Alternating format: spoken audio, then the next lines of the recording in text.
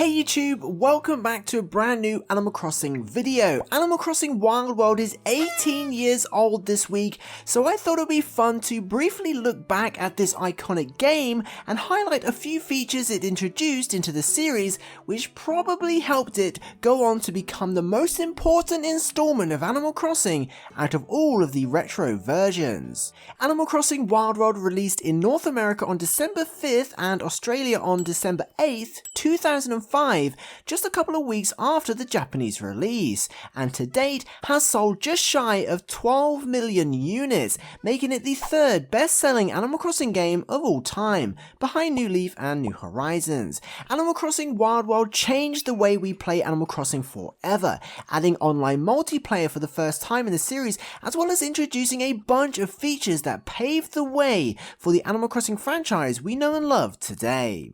Although flowers existed in Animal Crossing before Wild World, they were simply items you placed to brighten up your town. They didn't really do anything. It wasn't until Wild World that they began to wilt if not watered, and for the first time actually harmed your town rating if not looked after. But that wasn't the most noteworthy flower mechanic Animal Crossing Wild World introduced. For the first time in Animal Crossing, players could breed flowers, unlocking the world of hybrids. It also expanded flower types, adding roses, dandelions and lily of the valleys for the first time. So we can thank Animal Crossing Wild World for the hybrid flowers we see today. Animal Crossing Wild World has a fantastic reputation for being one of the best Animal Crossing games released, simply due to the content it introduced to the franchise for existing fans, specifically all new locations, shops and buildings. The most notable building that debuted in Animal Crossing Wild World is of course the Town Hall. You can think of this as the predecessor of resident services. It essentially consolidated the post office, the wishing well, the dump and a few other things into one location, meaning you would probably visit this building pretty often whilst playing. The museum was the next building to see a huge upgrade in Wild World, introducing both the observatory and the roost to the franchise. The observatory was located on the second floor of the museum and the roost in the basement. Inside the observatory we met Celeste for the first time and was able to create constellations in the night sky. Unfortunately, this room is exclusive to Wild World and City Folk and has yet to return to modern games. The roost on the other hand debuted in Wild World and finally returned to New Horizons in an update. As you know, Brewster runs the roost and finally gave KK Slider a cozy stage to perform on.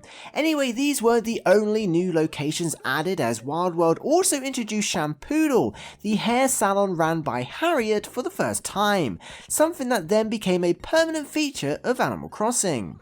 In Wild World, Shampoodle was located in Nookingtons, so it took months of upgrades to unlock, but I'm sure was worth it. As you can probably guess, it's here where we can change our hair color and style, another first for the Animal Crossing franchise. Finally, the town gates, otherwise known as the checkpoint, debuted in Wild World and can be found in the north of town. Here you can find Copper and Booker, who used to work in the police station, now guarding the gates. This is of course the center point for local and online multiplayer, another first for Animal Crossing. Here you could open and close the gates, invite friends in, or visit other towns amongst other things.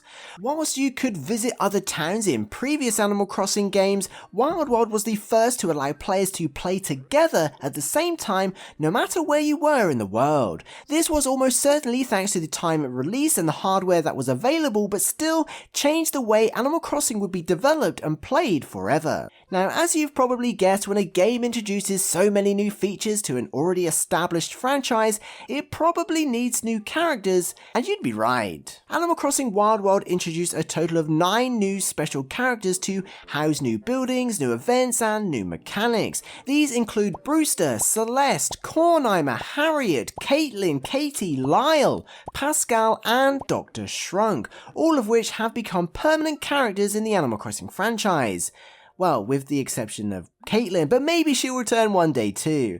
Now, with the exception of New Leaf, I'm pretty sure that's the most special characters introduced to any Animal Crossing game, which is a pretty impressive accolade for Wild World. Oh, and more than New Horizons and Happy Home Paradise combined.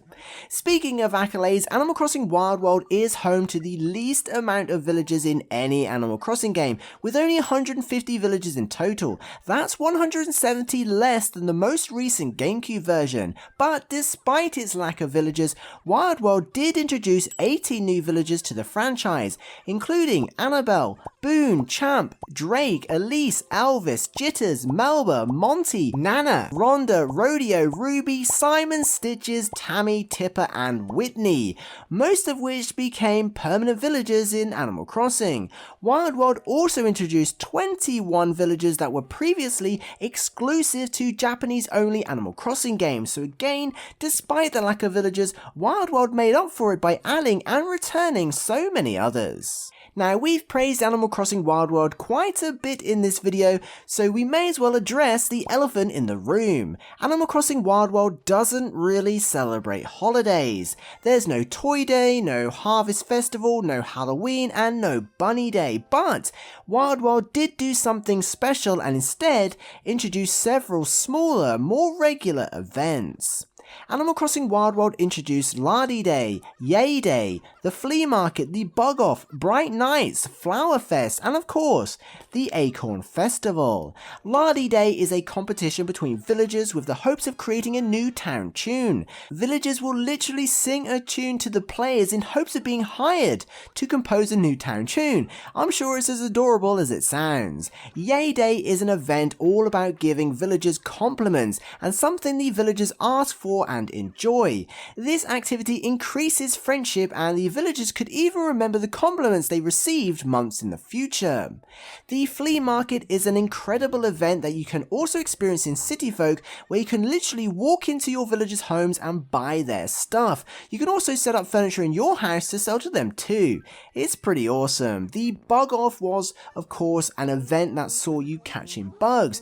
The debut version of this tourney played out slightly different than Bug Offs in modern Animal Crossing games though, given it was run by Tour Timer rather than Nat or CJ. Bright Nights is an adorable event that sees villagers decorate their homes with colourful lights.